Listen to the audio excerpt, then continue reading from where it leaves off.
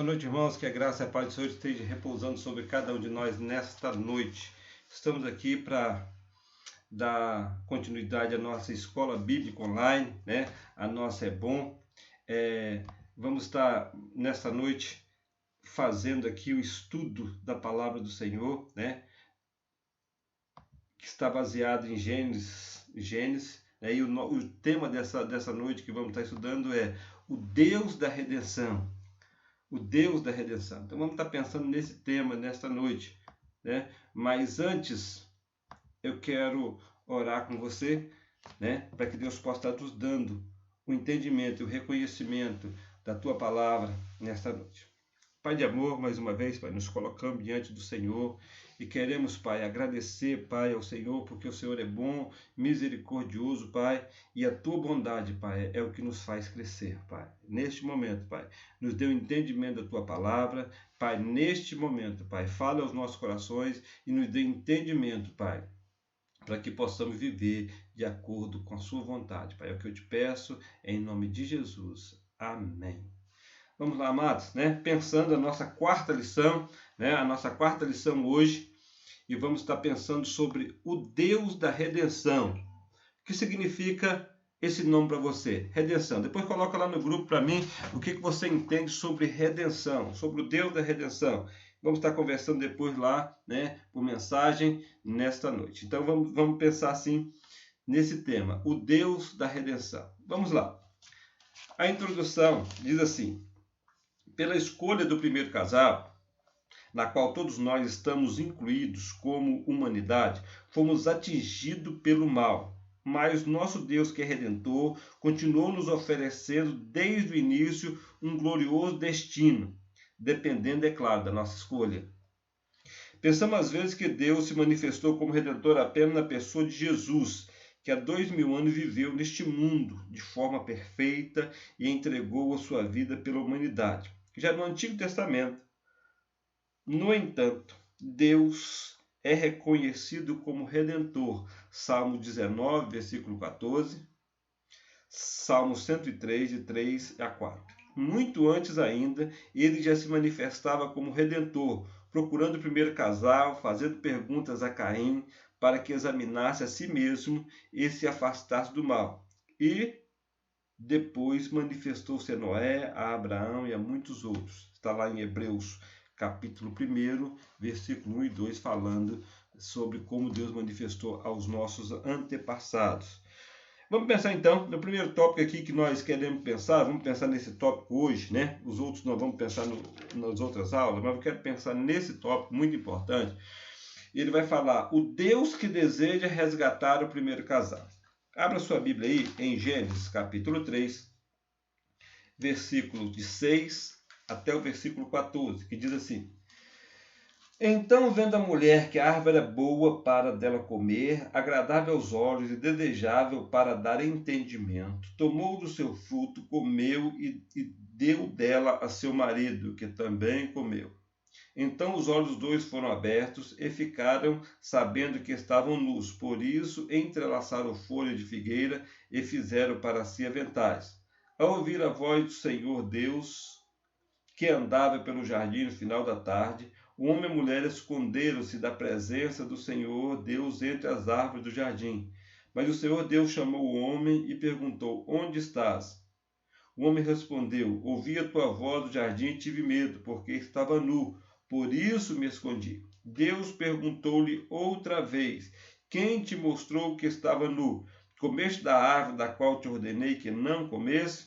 Respondeu então o homem: a mulher que me deste deu-me da árvore e eu comi. E o Senhor perguntou à mulher: que foi que fizeste? E ela respondeu: a serpente me enganou e eu comi. Então o Senhor Deus disse à serpente: porque fizeste isso, serás maldita entre todo o gado, entre todos os animais do campo, e andarás sobre o teu ventre, e comerás o pó todos os dias da tua vida.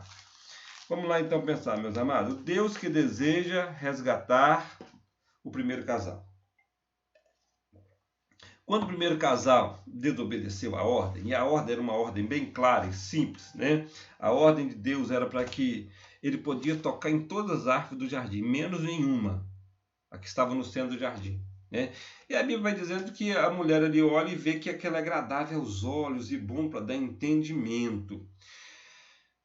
O pecado, muitas vezes, tudo aquilo que é proibido parece que é mais gostoso, né? E o pecado, o pecado tem essa força na vida do ser humano. Quando nós, por isso que a Bíblia diz que nós precisamos afastar-se do mal, né? Fugir da aparência do mal. A Bíblia diz que abstenha-se ou fugir da aparência do mal. Por quê? Porque quando o pecado bate a nossa porta, ele tende a chamar a nossa atenção. Olha só, Deus falou uma coisa, e o que Deus fala, muitas vezes nós não levamos em conta, levamos muito mais em conta talvez aquilo que outra pessoa fala. Olha só, e isso vem desde o início do início do mundo, né? Ali Deus disse para que poderia comer de todas as árvores do jardim. E eu fico imaginando, né? E isso é claro, que ali naquele jardim existiam árvores tão bonitas, ou até mais bonita que aquela. Existiam frutos muito mais bonitos, ou tão bonito quanto eles. Só que Eva, quando ela começa a olhar com desejo, ela cega os olhos para todas as outras coisas. Ela começa a ver que aquilo é bom e nada mais importa para ela. E ela fixa o seu pensamento ali naquela fruta, e todas as outras são ruins perante os olhos dela. Todas as outras não são mais legais, porque assim, ela fixou os seus olhos ali. Quantas vezes, meus amados, né, o pecado bate à nossa porta e nós perdemos o sentido porque achamos que aquilo ali que é o bom, aquilo ali que é o legal, né? Aquilo que Deus falou, mas outra pessoa falou que pode ou que não pode. Quantas vezes nós buscamos longe da presença de Deus, né? Parece que é bom, mas quando chegamos lá, as consequências vêm. Nós vemos ali que a consequência veio, né? Adão, quando o primeiro casal desobedeceu a ordem dada lá no início, né? Aquilo se manifestou para eles uma desordem emocional, uma desordem na vida dele, no seu comportamento, mudou, né? Eu fico imaginando ali que Adão e Eva, antes do pecado, eles ficavam aguardando a passagem de Deus pelo meio do jardim para ouvir a voz, né? Para contar as coisas, para estar ali atento. Mas agora o pecado atingiu e eles entenderam, eles entenderam o seu estado. E agora quando a voz de Deus começa a passar no jardim, eles se escondem. E Deus então faz aquela pergunta: Adão, onde estás? Né? E ele começa então a dar uma resposta, acusando, né? Dando desculpa pelo seu pecado. Quantas vezes, meus amados, nós somos assim também? Damos desculpa pelo nosso pecado. Erramos, e não, mas está todo mundo fazendo. Né? Ah, não, eu fiz isso porque o fulano fez também. Eu fiz isso porque alguém fez isso comigo e eu dei o troco. E aí, meus amados, nós vamos dando desculpa, assim como Adão deu desculpa. E Adão ainda botou a culpa em Deus. Ele diz assim: a mulher que tu me destes. Em outras palavras, daquela gente, olha, se você não tivesse me dado essa mulher, nada disso teria acontecido. Eu estava aqui na boa. Mas entendo. Eles já não queriam mais intimidade com Deus, já não tinham mais intimidade com Deus, eles fugiram, esconderam do Criador, já não queriam proximidade com o Criador, né? A Bíblia nos revela, a Bíblia nos revela Deus como Redentor. Aí estão falando da questão de Deus buscar as pessoas. Tem um canto que a gente canta que diz que Ele não desiste de você. Isso é verdade, né? Deus está sempre nos colocando em nós, colocando para nós espaço para que nós confessamos nossos pecados. Está sempre querendo buscar. Ele veio para salvar, para buscar e salvar o que se havia perdido. Jesus Cristo fez isso. E Deus o enviou, né, para que ele fizesse isso. Então, meus amados, muitas vezes ficamos pensando que Deus só é, como falamos na introdução, que o resgate de Deus veio só ali depois de Jesus Cristo. Sim, nós estamos vivendo o tempo da graça, né? Mas desde o início, Deus, ele se move para trazer o homem, ele se move para trazer o ser humano para perto dele. Ele se move para trazer o primeiro casal. Então ele vem, né, logo depois do pecado, logo após o pecado do primeiro casal, ele age com amor e graça. Logo depois do pecado de Adão e Eva, ele age ainda com amor e graça para aquele casal. E ele começa já desde o início, querer resgatar. Ele sabia o que tinha acontecido, mas ele dá oportunidade para Adão e para Eva estar ali se voltando para ele, né? E ele age com amor e graça. Vamos ver alguns fatos que nos mostram isso. Deus não espera ser procurado por Adão e nem por Eva. Deus não espera ser procurado por Adão e Eva, mas ele é que vai à procura dos dois. Gênesis 3, 8 e 10. Olha o que diz aqui, Gênesis 3, 8 e 10. E ouviram a voz do Senhor, Deus que andava no meio do jardim, no final da tarde, e o homem e a mulher esconderam-se da presença do Senhor entre as árvores do jardim. Mas Deus chamou o homem e perguntou: onde estás? O homem respondeu: ouvi a tua voz do jardim e tive medo, porque estava nu. Por isso me escondi. Então Deus não espera. Ele vai e ele pergunta: Adão, onde estás? Ele faz essa pergunta. E Adão, então, ele diz: olha, eu ouvi a tua voz, vi que estava nu, né? Embora Deus soubesse onde ele estava, o que tinha acontecido, ele pergunta e Adão responde: olha, eu vi que estava nu. E ele pergunta mais uma vez, dá mais uma vez a oportunidade, né? Embora soubesse o que havia acontecido, Deus não lhe faz acusação, faz pergunta, dando-lhe oportunidade de contar o que lhe havia acontecido. Gênesis 3:11. E Deus vai perguntando: Adão, onde está? Adão, olha, eu vi a tua voz no jardim, me escondi. E ele faz outra pergunta ainda: quem te mostrou que estava nu? E ele começa a sessão de acusação pelo outro, não assumindo os erros do nosso pecado. A palavra de Deus nos diz assim que se confessarmos nosso pecado, ele é fiel e justo para perdoar o nosso pecado. Amado, né? Esse Deus da redenção, aqui lá no início da introdução, né? Ele vai dizendo que Deus, né? Ele desde o início, ele continua nos oferecendo desde o início, um glorioso destino, dependendo, é claro, da nossa escolha. Ele quer oferecer um destino glorioso para nós, da salvação. Mas, Ló, depende da minha escolha. Eu preciso querer. Eu preciso confessar os meus pecados. A Bíblia diz, claro, eu já disse aqui, que se confessarmos o nosso pecado. Deus estava buscando tudo aquilo para que Adão se arrependesse, reconhecesse seus erros, pedisse perdão, mas Adão continuou colocando culpa e não um no outro e não reconheceram o seu pecado. Não reconheceram, né? Então aqui Deus faz as perguntas, né? Mas as perguntas cada um responde colocando no outro a responsabilidade pelo seu ato. Não há manifestação nem reconhecimento de que transgrediram uma lei conhecida. Não confessaram os seus pecados. Eles colocaram a culpa no outro, colocaram a culpa na serpente, colocaram a culpa a Adão, e aí começaram ali, o casal que era para se defender o outro, começaram a acusar um ao outro ali, porque eles estavam querendo viver um novo tipo de experiência, essas coisas todas. Mas Deus, né? Ele ainda busca resgatar. É o Deus da redenção. É como nós dizemos, Deus, como está o título aqui, o Deus da redenção. Esse Deus que busca e que ele quer buscar, ele quer transformar. É um Deus que desde o início, ele busca o homem. Ele busca o homem para fazer a vontade dele. E aí, meus amados, o ser humano, ele foge de uma relação sincera e aberta com Deus. Mesmo assim, Deus faz e quer fazer. Será que nós queremos viver uma relação com Deus?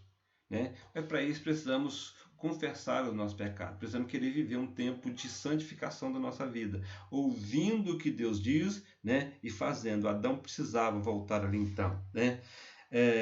Vendo os apertos pelos quais eles passaram, para se esconder e cobrir, procura aliviar-lhe essa consequência do seu erro. Então, assim, mesmo eles pecando, né, eles errando, escondendo que estava nus, cobriram com folha, Deus ainda vai e providencia veste para eles. É um Deus que sempre está procurando algo para nos trazer para perto. Né? Enviou Jesus Cristo depois, no tempo da graça, para nós, para nos trazer mais para perto. Né?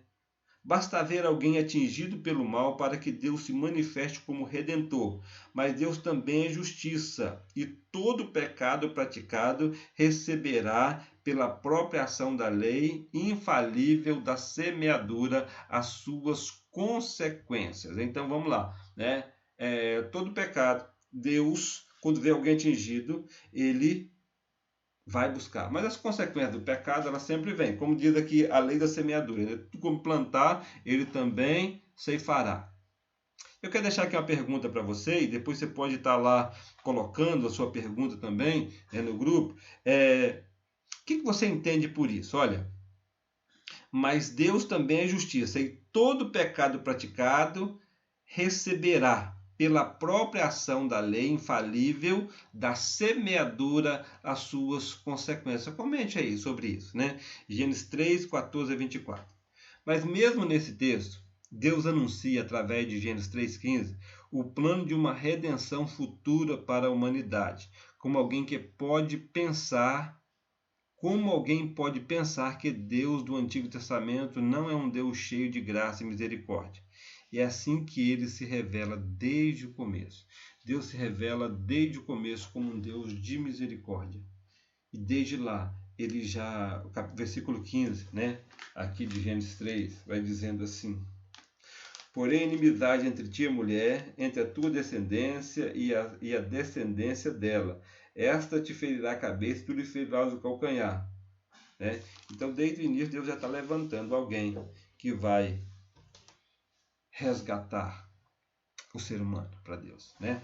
Mas, para a gente fechar essa nossa aula aqui hoje, né? E nós vamos partir para o segundo tópico semana que vem, mas nessa semana vamos ficar por aqui. Eu quero que você comece a pensar num Deus de redenção, Deus que quer resgatar, né? Mas nós precisamos de confessar o nosso pecado ao Senhor. Como diz aqui na introdução, gostaria que você lesse mais um texto, né? Mas o nosso Deus, que é redentor, continuou nos oferecendo desde o início um glorioso destino, dependendo, aí eu quero que você frise bem isso, dependendo, é claro, da nossa escolha. Precisamos escolher estar com Deus. Mesmo pecando, precisamos confessar os nossos pecados. Se confessarmos o nosso pecado, Ele é fiel e justo para perdoar os nossos pecados. Vamos lá, aplicação à sua vida. Você deseja reconhecer as manifestações da graça de Deus sobre a sua vida e agradecer a cada uma delas? Comente, né? Então, que Deus possa estar abençoando a sua vida aí, que você possa estar vivendo o melhor de Deus na sua vida, né? Vamos estar orando, fechando aqui esse tempo agora, né? E logo após, então, vamos estar encerrando essa nossa parte da lição, e você aqui, né? Você pode comentar no grupo, perguntar, e nós vamos estar trabalhando aí no grupo, tá bom? Que Deus possa abençoar a sua vida.